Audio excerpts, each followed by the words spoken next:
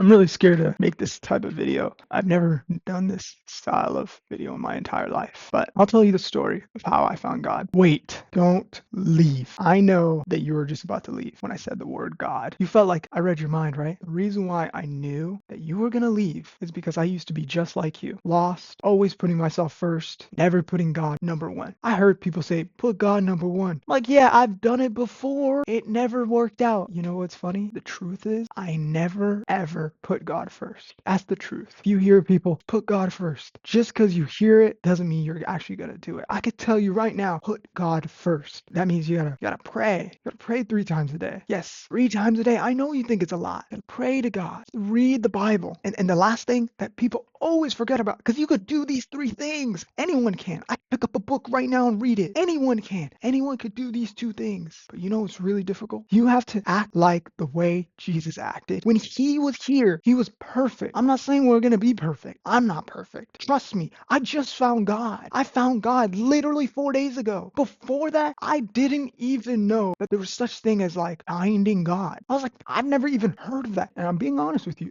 This is how bad my relationship was. If you found like an animal that is so broken, you see that animal, you're like, oh my gosh, that is so gross. And then you go look at me, just me, the way I look, and someone says, who do you think is closer to Jesus? Who do you think it is? You would obviously be like, it's him, obviously. Look at him. He looks a lot closer to Jesus. But I tell you, that's not true. I say that animal's closer because that animal at least had an idea of who Jesus was. But me, on the other hand, I just knew the word Jesus. I didn't know anything else. The last time I read the Bible, and my dad read the Bible to me because I'm dyslexic, was when I was in 3rd grade. That was the last time I ever heard of the Bible. I was just basically walking on the street all alone. I said, I don't need nobody. I got this. I can do it all on my own. I don't need nobody. I don't need my family. I don't need friends. I don't need anyone. I don't need anyone at all. I could put it all on my back. I got this. And to be honest, it worked for so many years. The reason why it worked for so many years is because I was in primary school, middle school, high school. I was looking at myself every single year. I could envision myself every single year what I was going to do. If someone asked me, they said, hey, what are you going to do in a month? What are you going to do in 2 weeks? What are you going to do in 1 year? I could tell you almost to the exact detail of a rough idea of what I was going to do. But when I graduated high school,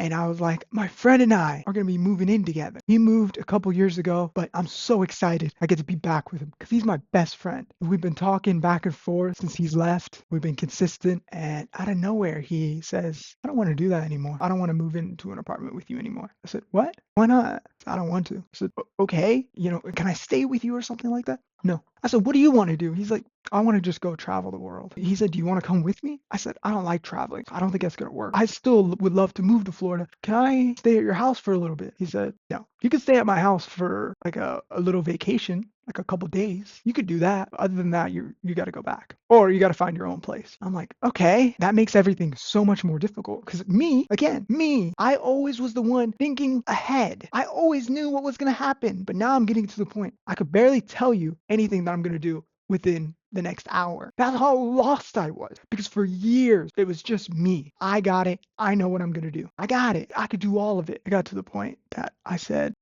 Jesus. Mind you, the last time I said the word Jesus about 10 years ago. And I want to be transparent because I said it as a joke. I did. Because again, I haven't prayed in a long time. I don't even know what that means. I was so lost. I started seeing things. When I say seeing things, I know that kind of, you're like, what do you mean seeing things? So I was in like a giant forest, just this beautiful, beautiful forest. But the issue was I was the only one in there and it was pitch black. And then there was just this white line that's kind of going through. Just this white line just kind of skimming through. And it lasted for 3 days. That's the only thing I could think of. For years, I could think of, I'm going to have this. I'm going to be moving to Florida. I'm going to be doing this. But for the first time ever, only thing I could see was just darkness. And I want you to know, it wasn't nighttime. I was sitting on this chair, staring at a wall. Outside is beautiful. I try to envision my life in the future, what I could do. The only thing I could see is darkness. That's it. I didn't know it was bad. I just was like, why am I seeing darkness? I said, what if you ask God for something? What if? I said, hey, Jesus, I need your help. Boom. I saw a glowing, like not like gold, but like light gold, just this thing just going into my heart. And then I said it one more time. I said it aggressively. I said, "Hey, Jesus, I need your help." And I felt like I was looking at myself from a third point of view because I saw myself and my body literally transform. This got left over here. It's gone. And this was the only thing that was standing. And this is Jesus. I saw the old body leaving and this new body coming in. And literally, I was just starshook when I literally saw my body transform. The first thing that Jesus told me to do is, where is your Bible? That was the first thing that he said to me. Where is your Bible? I was so confused because I'm like, I can't read. I have severe dyslexia.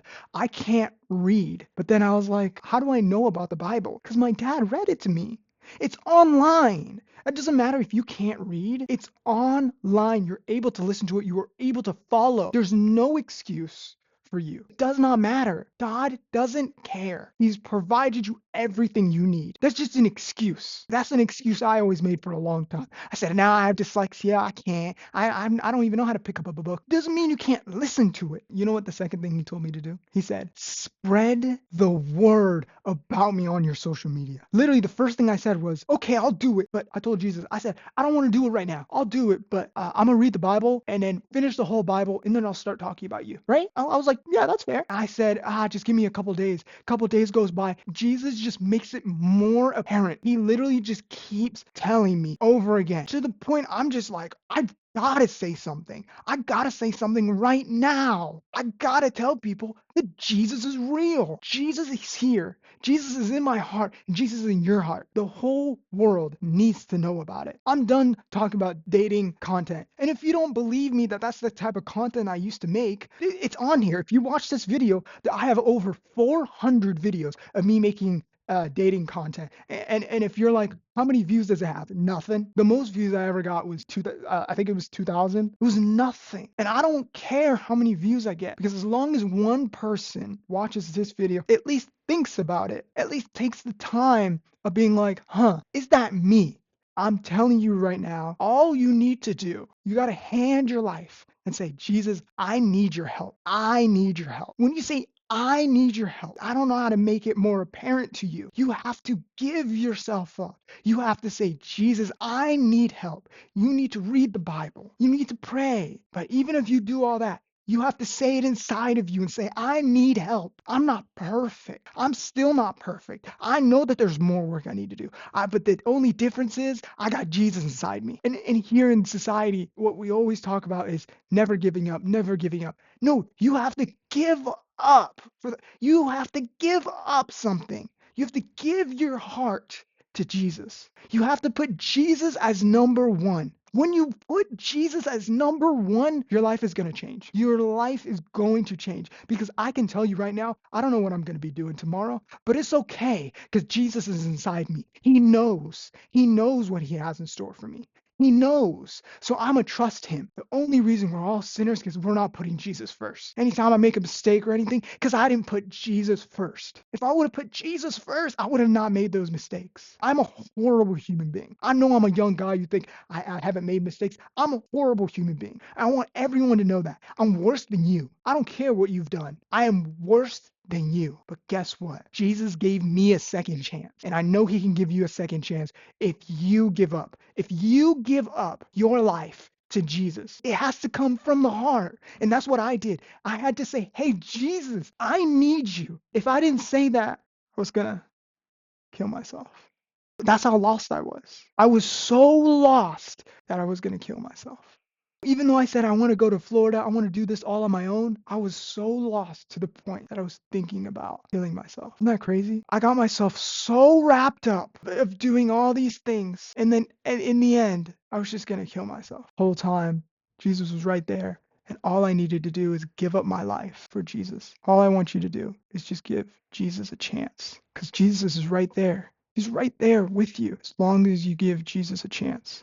Just give him a chance. If you give your life to Jesus, it's never going to be an issue. It's all I ask from you, because one of the biggest mistakes I ever made, my whole life has been so difficult with having dyslexia, not being able to get a job. Everything is just, it gets 10 times harder when you have a disability. But everything got so much easier when I gave my life to Jesus. It's all you got to do. You just got to give your life to Jesus. You can't be in charge. You have to let Jesus be in charge of you. I promise you, you'll be happier. I promise you, you'll be happier. Something I love so much is content. I love making social media videos. It's my favorite thing to do. But the whole time, you would never know that I was depressed and I had suicidal thoughts. You would never know because I'm just making reaction videos. I'm a nobody. The whole time, I was lost. And all I had to do is just give my life to Jesus, and my life would change forever. I don't know what I'm going to be doing tomorrow.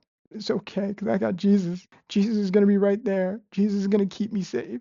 Jesus is going to be right there with me every single day. If you give up your life and you give it to Jesus, everything lines together. It's all you got to do. I wasn't even a Christian. I wasn't even a Christian. I didn't even know what Christianity was because that's how far I was from Jesus. The last time I heard about Christianity was when I was in third grade. He came out of nowhere, out of nowhere. And that's all I want you to do. If you have given your life to Jesus, you still got to keep working. You still got to keep practicing, because I have to. I know it's only been 4 days for me, but I have to keep practicing every day, reading the Bible, talking about him, having people around me that love Jesus just as much as me, people that are going to help me elevate my relationship with Jesus. That's what I want, and that's what you need. After my best friend left, I had zero friends. I haven't had friends since. I still don't have friends. But now what I look forward to is looking for people that love Jesus, that are going to elevate my relationship with Jesus. That's what I look forward to now. And I get excited. And now I still don't have friends, but it's okay.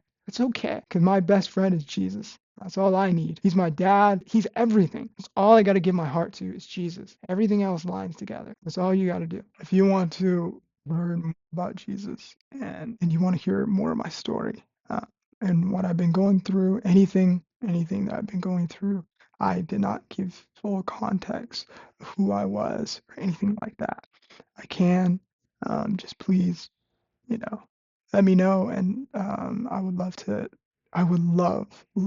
talk to you. It doesn't matter if you're smarter than me. It doesn't matter if you're not even smarter than me. It does not matter. I want you to talk to me. I want to make a new friend that loves Jesus just as much as me. And if you're not even there yet, it's okay. I would still love to talk to you. Thank you so much for listening to me.